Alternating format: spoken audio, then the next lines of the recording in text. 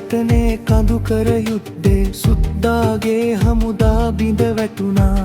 වැසි රෝග ආහාර හිඟයෙන් මහවැලිය අසල මරණය නැට්ටුවා. ගරිල්ල සටන් ගිනි දැල්ව වෙත්ති උඩරට බිමම කඩුවක් වුණා. හරිතාන්‍ය සෙබළුන් දහස් ගණනින් කඳුමාවත් අතර වැළලුණා.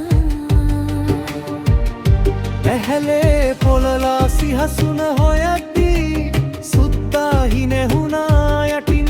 රන් ඔටුන්නකට රටම පාවා දිහෙලයේ නිදහස දුන්නා විකුණිමින්.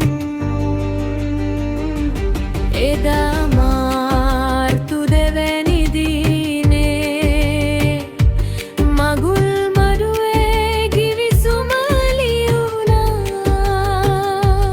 එදා සිට හෙළේ දරුවන් යකද සපත්තුවට යට වුණා. ඉන්දියාවේ නිරත්තර මාවතේ රජුගේ නෙත් කඳුලින් පිරුණා.